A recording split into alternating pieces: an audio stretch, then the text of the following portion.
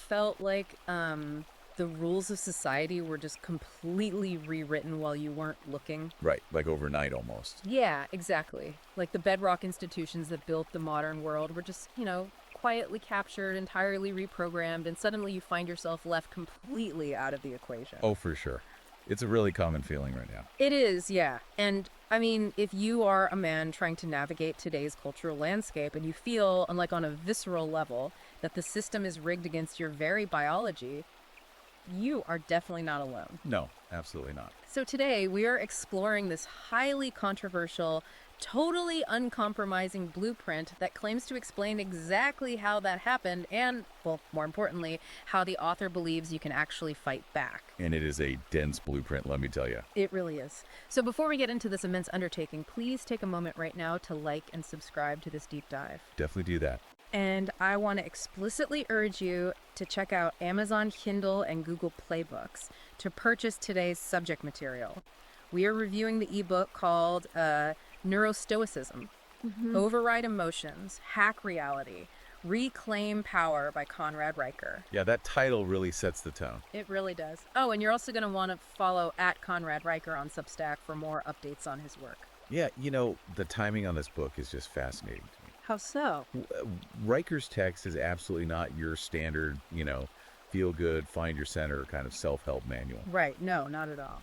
It is a highly provocative, unapologetically red-pilled manuscript. I mean, it's written specifically for men who feel actively disenfranchised by modern cultural shifts. Yeah, he doesn't pull any punches. No, he doesn't. The overarching mission of this book is to walk you through the history of our institutions before they were, well, according to Riker, captured by feminist and Marxist ideologies. Which is a huge claim. It is. And, Riker isn't interested in helping you, find balance in a world he views as sick. Right. He's interested in teaching you how to dominate your own neurobiology. So you can, just fight back? Basically, yeah. So you can systematically reclaim your sovereignty in a society that he believes is fundamentally designed to make you soft, compliant, and apologetic for your own DNA. Wow. Okay, so we are obviously about to cover some intense ground here. Oh, yeah. Buckle up. Seriously. So before we unpack a single page, we absolutely must establish our rules of engagement for this deep dive. Very important. Right. Because the sources we're looking at today contain highly politically charged content. Yeah. So as your guides on this deep dive, we are not taking sides. Yeah. We are not endorsing these viewpoints, nor are we making any political statements whatsoever. Our sole mission is to impartially report on the content provided by Conrad Riker, just to help you understand the specific ideas and arguments contained in the original source material. Exactly. We are mapping his territory, not defending it. Yes, beautifully put. We are mapping the territory. So, with that firmly established, let's open the map. Let's do it. The interesting thing is, Riker doesn't actually start with society or geopolitics, does he? No, he doesn't. He starts with the man in the mirror. Right, like biology first. Exactly. He argues that before you can even begin to critique the world, you must first conquer your own biology. Right, because his foundational premise rests on this, very stark ultimatum, right? That you cannot dismantle corrupted institutions if you are a slave to your own emotions. Which, makes sense on paper. Oh, for sure. And, Riker possesses this visceral disdain for modern mindfulness culture. Oh man, he hates it. He really does. He completely dismisses contemporary therapy and, meditation apps as passive navel gazing. Navel gazing. Instead, he advocates for tactical, just ruthless physiological control. Right, and to illustrate this, he points directly to the military. Yeah, specifically Navy SEAL Team 6. Right. The box breathing technique they used during the 2011 raid on Osama bin Laden's compound. Yeah, which is just a wild example to start a self-help book with. It really is. Let's break down the mechanics of that, actually, because it's not just, taking a deep breath to feel better. No, it's a very specific protocol. Right. It's a 4-second inhale, a 4-second hold, a 4-second exhale, and a 4-second hold before repeating. Yeah, exactly. And the mechanics are the entire point for Riker here. This isn't about achieving some state of, spiritual relaxation. Not at all. No, it is a mechanical, biological hack. Right. It's designed to override the hypothalamus. Because when you are under extreme combat stress, your amygdala, which is the brain's fear center, right? Exactly. It senses alarm that just floods your body with adrenaline and cortisol. Yeah, your heart rate spikes, your fine motor skills degrade, and your peripheral vision literally narrows into tunnel vision. Which is terrible if you're, trying to clear a compound. Exactly. But by forcing this controlled rhythmic breathing pattern, you are manually stimulating the vagus nerve. Okay. And then the vagus nerve sends a signal back to the brain, specifically the parasympathetic nervous system, Yeah. telling it to hit the brakes. Wow. So it's like a manual override switch? It literally is. This allows operators to stabilize their heart rates below 60 beats per minute, even while taking incoming fire. That is insane. Yeah, and Riker notes that a 2020 Army study actually showed soldiers using this tactical breathing made 34% fewer errors under simulated gunfire.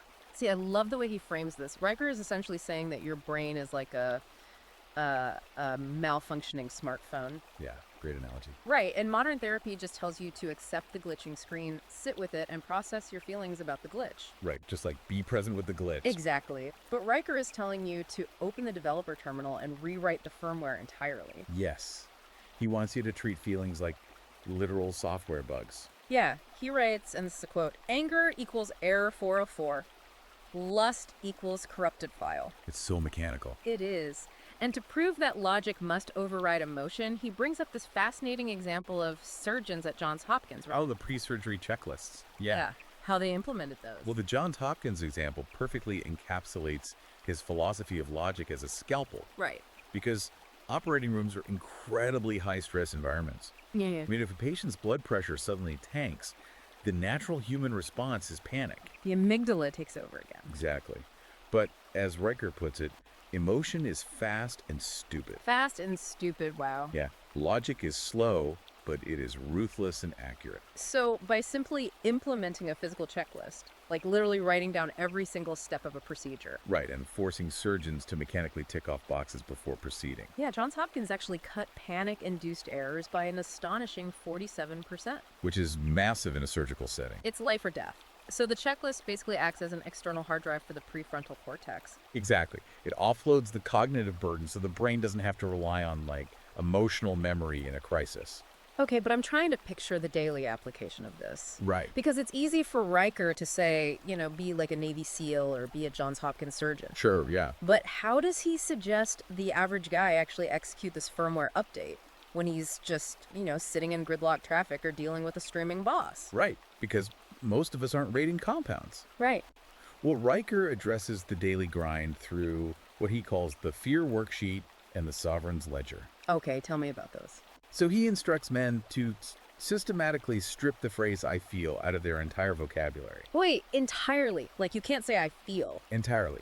In his framework, if you write down "I feel broke" or "I feel disrespected," you are wallowing in a subjective emotional state. You are letting the glitch run the software? Precisely.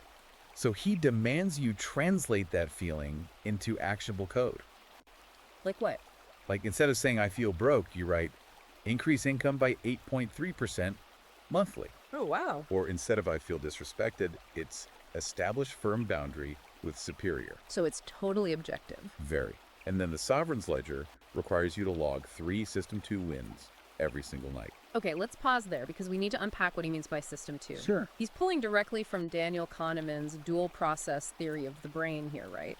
Yes, he relies heavily on Kahneman's work. Yeah. So in psychology, System 1 is your fast, automatic, intuitive, and emotional brain. Right, the one that requires no effort. Exactly. Mhm. System 2 is your slow, analytical, conscious, and effortful brain. Okay. Riker wants men to treat their daily emotional reactions like a ruthless CFO reviewing a corporate financial ledger. So, did you let System 1 yell at the driver cutting you off? Right. Or did you use System 2 to calculate that getting angry burns unnecessary glucose? Wow. And he actually backs this up with data, right? Yeah, he does. He points to a 2022 cognitive therapy and research study. The researchers found that System 2 journaling, which means analyzing your emotions purely as data points and variables, actually slashed anxiety in 81% of participants. 81%. Yeah.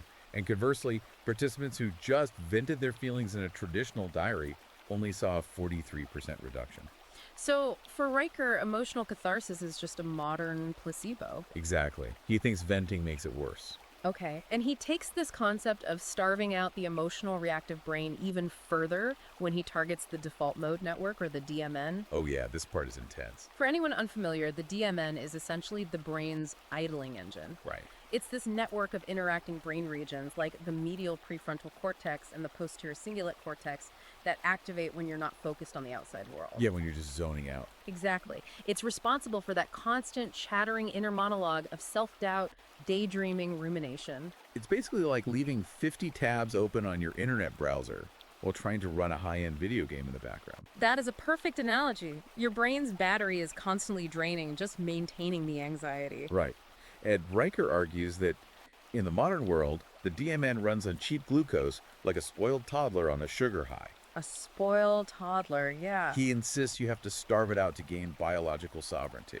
And to prove this, he points to Alex Honnold's famous free solo climb of El Capitan in Yosemite, right? He does, which is just an incredible feat. I mean, Honnold scaled a 3,000-foot vertical granite wall with absolutely no ropes. No ropes. One mistake, and that's it. Right, but Riker focuses on a very specific detail of that climb. What's that? Honnold did it completely fasted. Wait, he didn't eat before climbing 3,000 feet. Nope.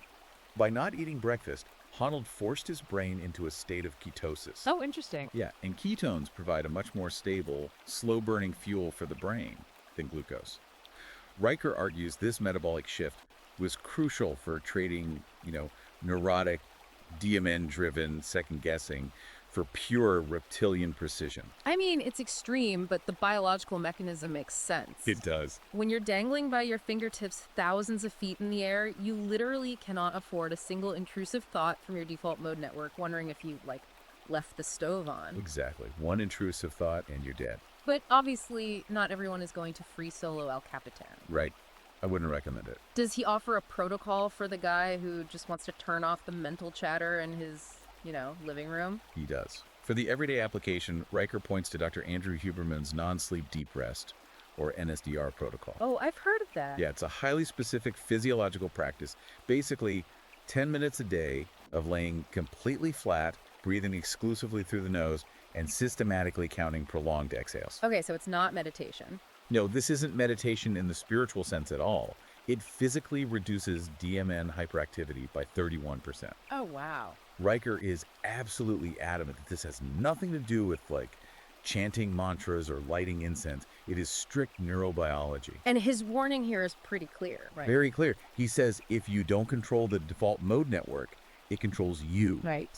It keeps you in a perpetual state of chronic fatigue, brain fog, and low-level panic. And most importantly, for Riker's larger thesis, a man trapped in brain fog is highly susceptible to external manipulation. Exactly. Yeah. Which brings us to the core of the book. Right. Because if controlling the default mode network gives a man this profound sense of internal sovereignty, why is Riker so convinced that modern society is actively trying to strip that sovereignty away? That's the million-dollar question. What is the actual motive? Because this is where the book takes a massive, massive turn. It really does. It's almost whiplash. Yeah. He establishes that men must physically force their brains into this state of cold, stoic logic, but then he immediately pivots outward. Right.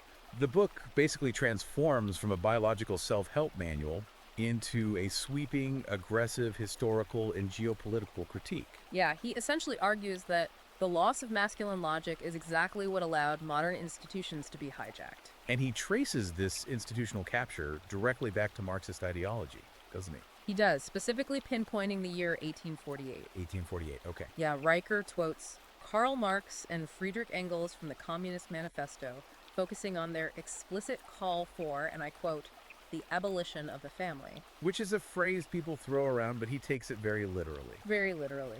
Riker argues that modern readers often gloss over this, treating it as theoretical philosophy. Right. But he insists it was a concrete, actionable blueprint for societal capture. Okay, so how does he explain the mechanics of that? Well, his framework suggests that the nuclear family, led by a strong patriarch, is a completely self-sustaining unit. Okay. It doesn't need the state for protection, for food, or for raising children. Right, it's independent. Exactly. Therefore, to make citizens dependent on a centralized state, the Marxist playbook requires the destruction of the father's authority. Wow. And he doesn't just leave it at 1848 theory either. No, He points to the actual execution of this idea. Right, in the Soviet Union. He brings up the Zenodal. Yeah, the Zenodal, which was established in 1920. Tell us about that, because I had never heard of it before reading this. The Zenodal is a crucial piece of evidence for Riker. It was the women's department of the Secretariat of the Central Committee of the All-Russian Communist Party. Okay. And under leaders like Alexandra Kollontai, the department pushed to basically socialize the functions of the family. Socialize the family, what does that actually look like? It looks like setting up communal kitchens, state-run laundries, and most importantly, state-run nurseries, or creches. Okay. The explicit goal was to liberate women from domestic labor and integrate them into the workforce by essentially having the state take over child rearing.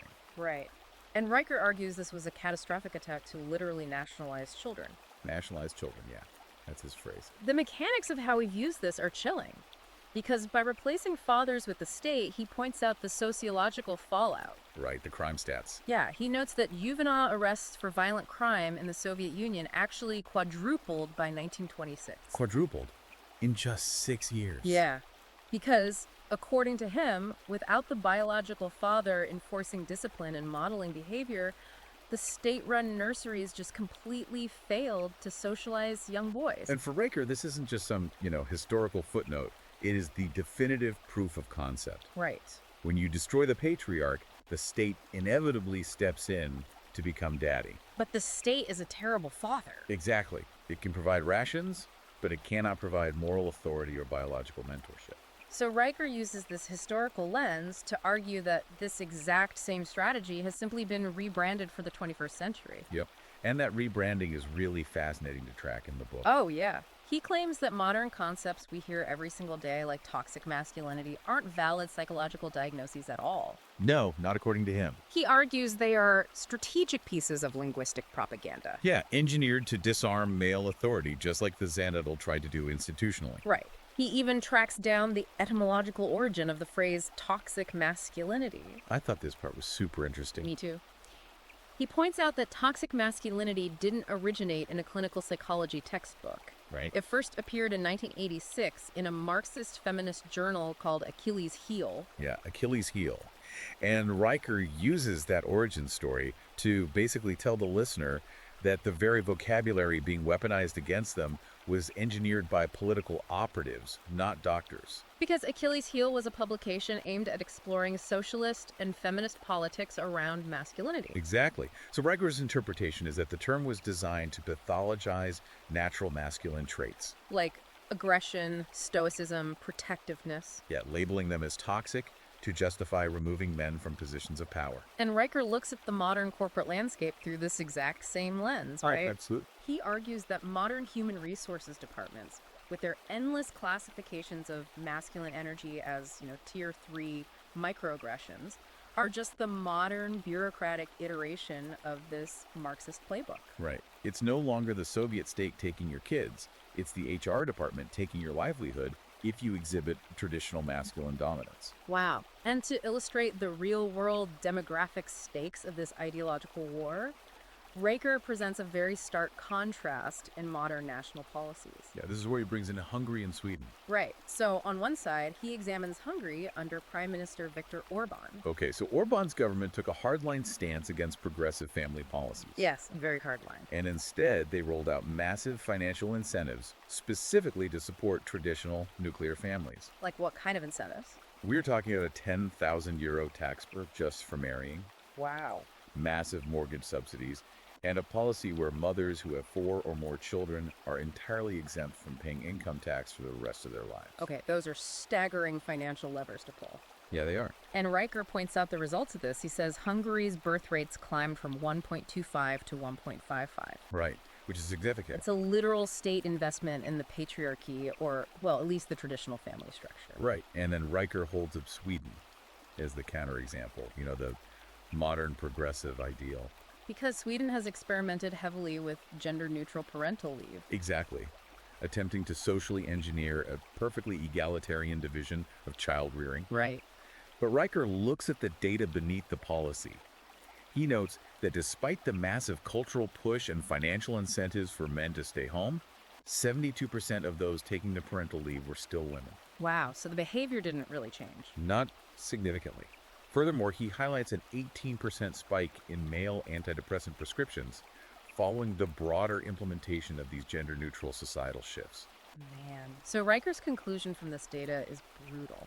Yeah, it is. He writes, equality theater doesn't fill cribs. That's quite a line. It is. He makes the sweeping case that civilizations without strong father-led structures face total demographic collapse. Right. And it really forces you, the listener, to pause. I mean, it takes the buzzwords you hear every single day on social media or sitting in corporate diversity seminars and entirely reframes them. Yeah, he's telling his readers that they aren't just annoying workplace rules, they are active weapons in a century-long cultural war. Exactly. But Riker knows he can't just critique the progressive model, right? No, he has to prove his alternative. Right. If he believes Marxist ideology engineered the downfall of male authority, he has to present a rock-solid argument for why patriarchy should be the default. Yeah, like, why does he believe male-led hierarchy is the natural, optimal state of humanity? And this is where he strips away all the sociology and goes straight into Darwinian hardware. Yeah, biology and anthropology. He anchors his entire defense of patriarchy in biochemistry, but I'm stuck on his biochemical argument, honestly. Oh, the hormone stuff. Yeah, he points out that male brains are flooded with vasopressin, while female brains are heavily influenced by oxytocin. Right. How exactly does he connect neurotransmitters to the structure of global civilizations? Well, he breaks down the evolutionary function of those hormones. Okay. Vasopressin is a neuropeptide that, in male mammalian brains, is heavily linked to territoriality, pair bonding, and resource guarding. So it's about protecting what's yours. Exactly. It hardwires the male brain for decisive action under threat. When a male perceives a threat to his family or resources, vasopressin narrows his focus to eliminate the threat. Okay, and then oxytocin. Oxytocin, conversely, is often called the cuddle hormone. Right. In female brains, it drives empathy, maternal bonding, and consensus building. It makes you want to ensure everyone in the group is okay. Okay, so how does that scale up to civilization? Riker argues that consensus and empathy are fantastic traits for a village gathering around a fire, but they are terrible mechanisms for steering a civilization through a crisis or, like, winning a war. So he's saying that when a society faces a resource shortage or an invading army, you don't want the oxytocin-driven brain trying to build a consensus with the enemy. Right. You want the vasopressin-driven brain making the ruthless, decisive choice to protect the borders. Man. And he actually maps this biochemical theory onto real-world anthropology. He does. He cites a really fascinating 2020 study from an anthropological journal observing indigenous tribes in the Amazon. What did they find? The data showed a massive discrepancy in societal stability based on leadership structures. Okay. Tribes that utilized male resource allocators, essentially a patriarchal chieftain structure, where men decided how food and resources were distributed, experienced 75% less internal conflict and violence than tribes that attempted egalitarian consensus-based distribution. 75% less conflict. Yeah. Riker uses this to argue that hierarchy isn't a socially constructed oppression, it is a biological mechanism for minimizing chaos. And he also uses the Masuo women of China to prove the reverse of this theory, right? Yeah, the Masuo is a really common example in sociology. Right. They are located in the Yunnan province, and they are one of the world's most famous matrilineal societies. Yep. Property is handed down through the female line, and women make the primary business decisions. It's often heralded by sociologists as a peaceful feminist utopia. But Riker looks at the economic data. Right. He points out that their GDP growth is crawling at just 2.1% annually. Meanwhile, neighboring patriarchal regions in China are clocking 6.7% growth. Yeah. So he dismisses the Mosuo model as sustainable stagnation. Sustainable stagnation, yeah. Because Riker's argument is that without the male drive to conquer, expand, and hoard resources driven by testosterone and vasopressin, a society might be peaceful, but it will never innovate, build infrastructure, or generate significant wealth. It will simply exist. Exactly. But here's where his biological absolutism kind of crashes into modern reality for me. How so? Well, if this drive for patriarchal dominance is so deeply hardwired into our neurochemistry, how does Riker explain the massive cultural push over the last 50 years for 50-50 egalitarian marriages? Oh, I mean, millions of couples are trying to build these equitable partnerships. Is he saying the entire modern marital structure is fighting a losing battle against our own biology? yes. Does he think they can work at all? No, not at all. Through Riker's Darwinian lens, the 50-50 egalitarian marriage is an absolute delusion that is actively destroying men's mental health. Wow, okay. He introduces a concept he calls the Sisyphus wage. Like Sisyphus rolling the boulder up the hill? Exactly. In Greek mythology, Sisyphus was cursed to roll a boulder up a hill for eternity, only for it to roll back down.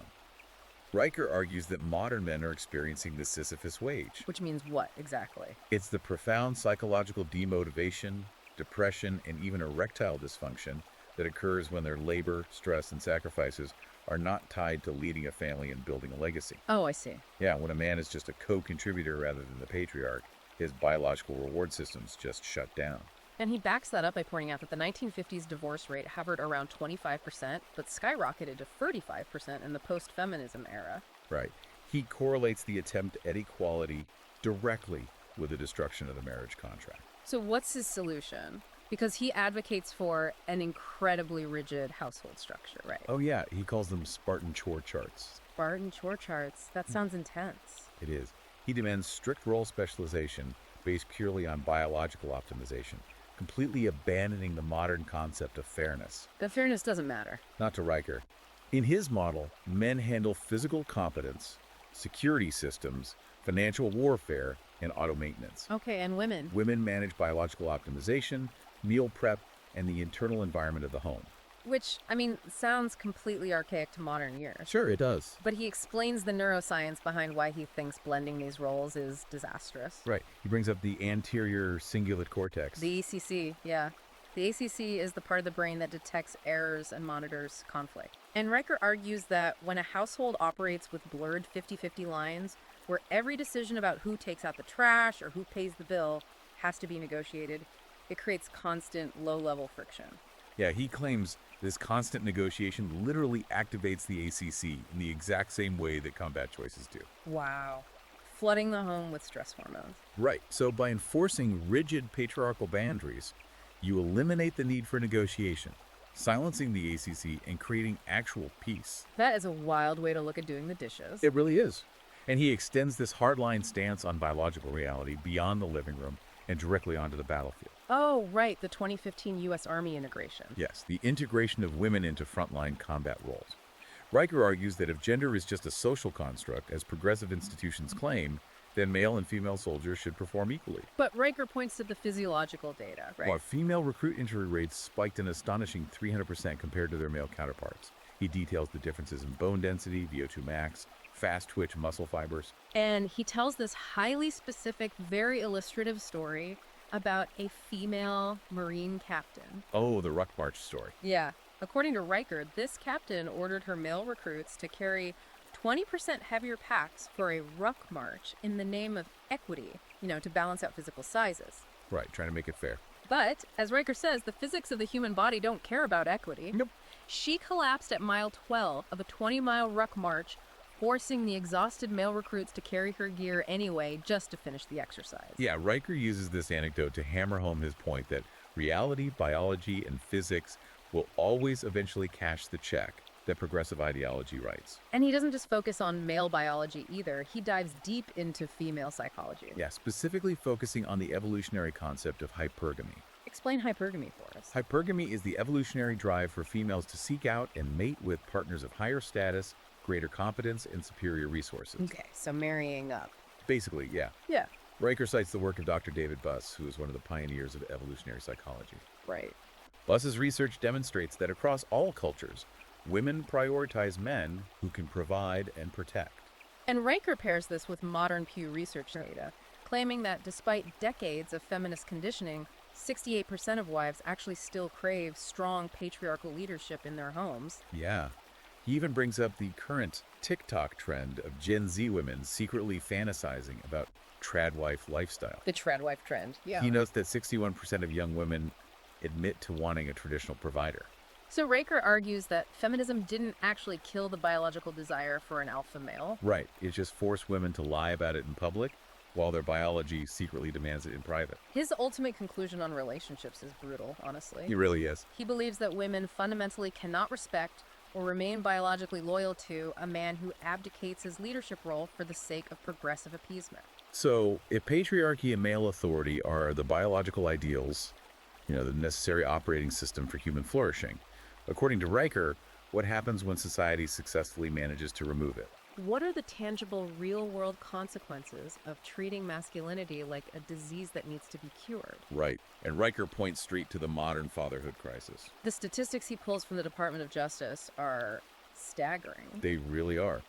He notes that 82% of incarcerated males grew up in fatherless homes. 82%. That is an overwhelming correlation. It is. On the flip side, men who grew up with engaged, authoritative fathers have 75% fewer assault convictions. It just paints a picture of a society completely unraveling without male guidance. And Riker uses these numbers to prove a fundamental sociological law in his framework. Absent masculinity breeds absolute chaos. Right, because testosterone is going to exist regardless of whether a father is there or not. Exactly. But testosterone without mentorship, as Riker describes it, is like nitrous oxide without a steering wheel. It just violently blows up everything in its path. Yeah, and to illustrate how to harness this, he highlights a mixed martial arts coach operating out of Detroit. This is one of the most compelling stories in the book, I think. Yeah, it really stood out. This coach purposefully seeks out fatherless boys from the streets, boys who are being raised on a toxic diet of TikTok algorithms and food stamps, and he brings them into his gym to teach them controlled violence. Exactly. The key word is controlled. Right. He isn't teaching them to be gentle. He is teaching them the discipline of combat. And by replacing aimless, chaotic street rage with highly directed patriarchal discipline, the sociological results were measurable. Yeah, this coach saw 34% fewer of his trainees end up in county lockup compared to the control group in the same neighborhood. Which Riker argues proves that young men don't need less masculinity. Right. They need older men to teach them how to weaponize it productively. I love the cultural analogy he brings in to solidify this point, too. Riker talks about the movie The Pursuit of Happiness starring Will Smith. Oh, yeah, the train station bathroom scene. Yeah, it's a movie about a father enduring unimaginable financial hardship and homelessness while trying to protect his son. Riker argues that true fatherhood, the kind that builds resilient civilizations, isn't about gentle parenting. No, not at all. It isn't about sitting down and validating your toddler's feelings or trying to be your kid's best friend. True fatherhood is about modeling relentless survival and stoic grit in the face of absolute despair. And he sharply contrasts that raw, necessary strength with what he views as the pathetic reality of modern European policies. Right. He tells that shocking story out of Sweden to highlight how far the institutional capture has gone. Yeah, about Lars Anderson. The Swedish electrician. Yeah, Anderson was literally fined by the state. Fined. Why?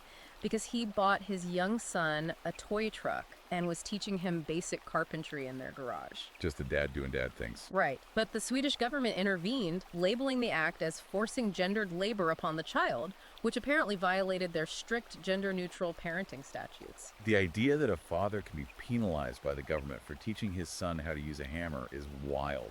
It is wild. But Riker shows how this ideology scales up into dangerous territory. He mentions Swedish school teachers who actively punished teenage boys for physically stepping in to protect their female classmates from harassment by migrant gangs.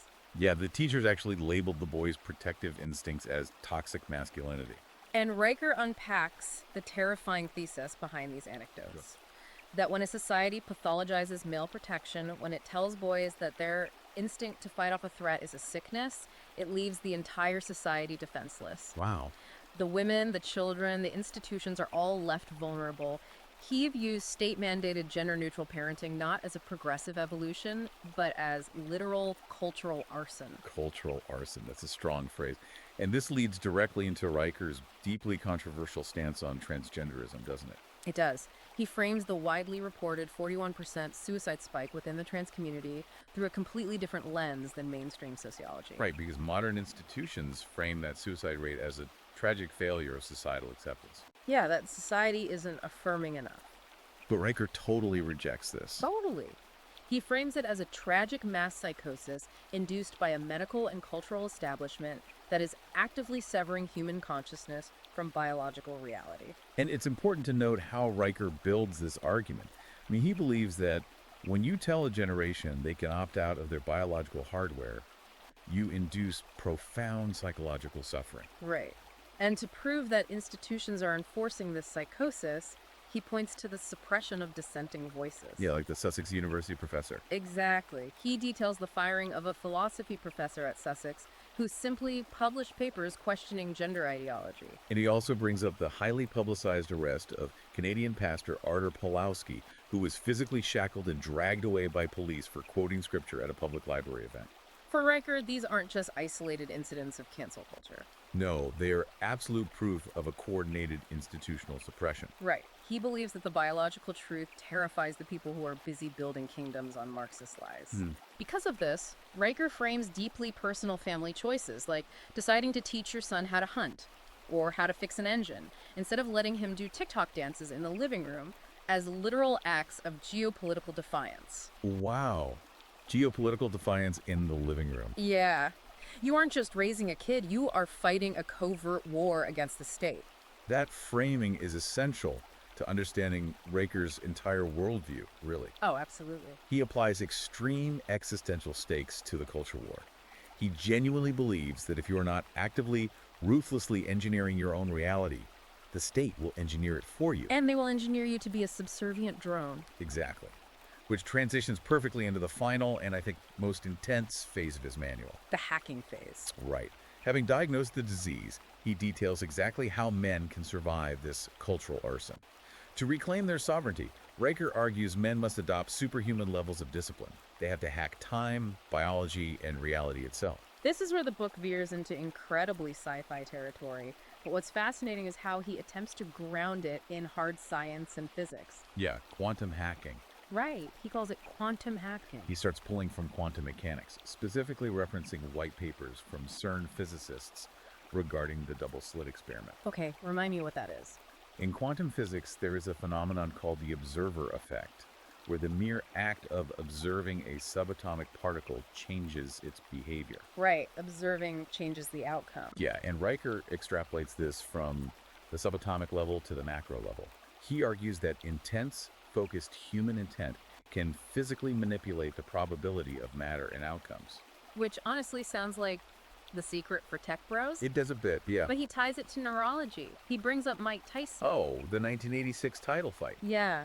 He describes Tyson pacing in the locker room before the fight, violently muttering, I'm the greatest ever, over and over again. And sports critics at the time called it arrogance or delusion. Right. But Riker says neuroscientists would classify it as dopamine warfare. Dopamine warfare. Yeah, by repeating the phrase with such violent intent, Tyson was flooding his basal ganglia, the part of the brain that controls motor learning and executive functions, with execution commands. So he was literally programming his nervous system for victory before he even stepped in the ring. Exactly. And Riker applies that same combat mindset to the boardroom. Right, with the Silicon Valley CEOs. Yeah, he talks about CEOs who engage in extreme visualization, staring at NASDAQ tickers and visualizing the market as mutable, bendable code. He is treating reality itself as a code base. Yes. But his core argument is that to be the one writing that code, you have to completely master your physical environment first. Right. You can't hack reality if your body is out of sync with nature. Which introduces his concept of circadian supremacy. This part was endlessly fascinating. It really was. He pulls from ancient history again, referencing the Abusir papyri from ancient Egypt. He notes that Pharaoh Ramses III held his royal court and made his most critical geopolitical decisions at dawn during the golden hour. Yeah, and Riker uses Ramses to explain how aligning extreme cognitive tasks with the body's natural solar rhythm optimizes testosterone and cortisol. Right, because when the sun hits your eyes at dawn, it triggers a natural spike in cortisol that sharpens alertness and readies the body for action. But Riker argues the modern world has completely inverted this. Completely. He points out that modern fluorescent office lights are literal endocrine disruptors. Endocrine disruptors, wow. They trick your circadian rhythm into thinking it's always high noon, which completely crashes your natural cortisol production by 3 p.m., leaving you lethargic and dependent on caffeine. And he's even more aggressive about what happens after the sun goes down. Oh, the blue light stuff. Yeah, he cites research from UCLA showing the physiological impact of screen time. The data suggests that men who are chronically using their phones and staring at blue light screens post-dusk suffer 34% more estrogen receptor activation in their bodies. 34%. Riker's translation of that data is blunt. If you are scrolling your phone in bed at night, You are actively feminizing your biology. Actively feminized. Yeah, you are suppressing your testosterone and amplifying estrogen. He demands a complete rejection of artificial light after sunset to maintain biological supremacy. Man, and he is just as ruthless when it comes to mental shortcuts. Right, like psychedelics. Yeah. A lot of the modern tech world is obsessed with microdosing and psychedelics to achieve enlightenment or creativity. But Riker calls this the LSD trap. The LSD trap, yeah. He contrasts two eras of Steve Jobs' life to prove his point. This was a really good comparison. He looks at Jobs in the 1970s weeping uncontrollably in fields while taking acid trips, and contrasts that with the later, ruthless, constraint-driven Steve Jobs who built the iPhone while engaging in strict fasting. Yeah, Riker believes that psychedelics offer unearned wisdom that actually damages the brain's architecture. Unearned wisdom. He cites a 2023 survey from Stanford indicating that 58% of Silicon Valley visionaries secretly regret their heavy psychedelic experimentation. Wait, really? Hypno. 58%. Yeah. Riker's neurobiological argument is that psychedelics force too much neuroplasticity, essentially turning the brain's structural integrity into Swiss cheese. Swiss cheese. Wow. And makes the brain too open, too malleable, and therefore too easily influenced. Riker writes that chaos is cheap. Any dropout can eat a mushroom. Wow, okay. He advocates for building real structural agency through hardship, like stoic journaling, intense physical exertion, and 5 a.m. cold water plunges. And the capstone to all of this physical mastery is his protocol for dopamine fasting. Oh, right. The Roman tactic. Yeah, he brings up the Roman general Scipio Africanus during the Second Punic War. Before the Battle of Zama, Scipio intentionally starved his army. Intentionally starved them. Yeah, he cut their rations to induce what the Romans called the fasting madness, a state of hyperclarity and aggression driven by biological necessity. And Riker takes that Roman military tactic and adapts it into a brutal daily protocol for the modern man. He does. He tells his readers to download the Zero Fasting app and track their starvation. Track their starvation. The wording is so intense. It is. The protocol is black coffee at sunrise, followed by 90-minute deep work sprints with absolutely zero carbohydrates and no screens allowed. And he restricts the daily eating window to a mere 6 hours. Right? Yeah, only allowing food between 2 p.m. and 8 p.m. Because Riker's underlying logic is that hunger sharpens trade-offs. Right. When your body is flooded with cheap dopamine from junk food, endless scrolling, constant entertainment, your brain becomes lazy. So by intentionally starving the brain of cheap dopamine, you biochemically force it to crave complex, difficult problem solving just to get a hit of satisfaction.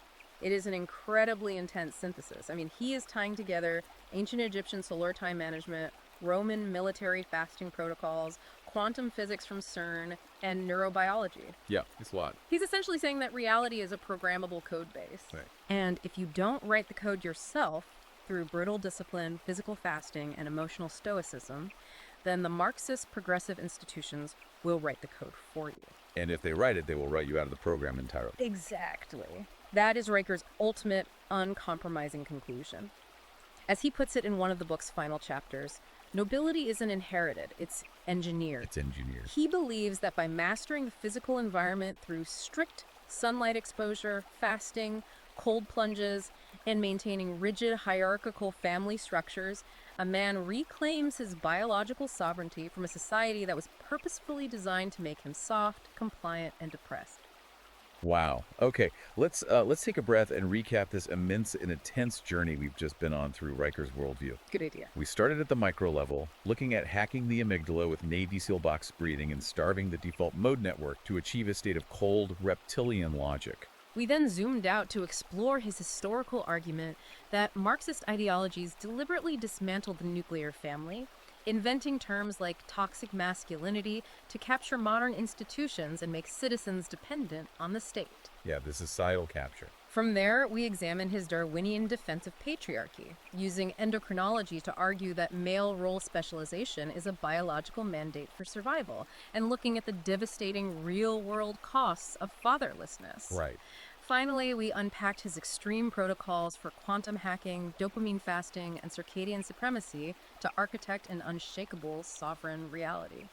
It is an incredibly dense, highly systematic framework. It really is. I mean, Riker attempts to merge evolutionary psychology, ancient history, quantum physics, and fierce anti-Marxist cultural critique into a single, unified operating manual for men. And once again, I just want to jump in here and reiterate to you, our listeners, our goal today was to unpack the dense, highly charged arguments of Conrad Reicher's work so you can fully understand the mechanical logic of this specific worldview. We are providing a detailed map of his ideas, his interpretations of history, and his biological framework. This deep dive is not an endorsement of his politics or his conclusions. We're just exploring the territory. Yes, just exploring. Well, to leave you with a final provocative thought directly from the text in the closing pages, Reicher mentions Christopher Langan's CTMU model. Which is the cognitive theoretic model of the universe, right?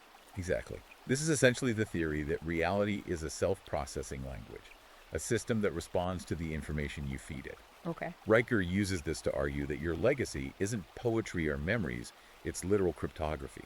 Cryptography, wow. Yeah, he believes you are embedding operational codes into your bloodline through epigenetic trauma or triumph. That's heavy. It makes you wonder, if the things you do today, the impulses you deny, the discipline you forge, and the boundaries you maintain are literally coding the operating system of your descendants, what kind of software are you installing with your daily habits right now?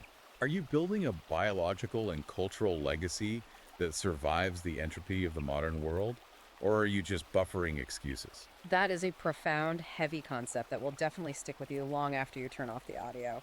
Thank you so much for joining us on this extensive deep dive. It's been a ride. Please do not forget to like and subscribe right now so you never miss a detailed exploration like this one.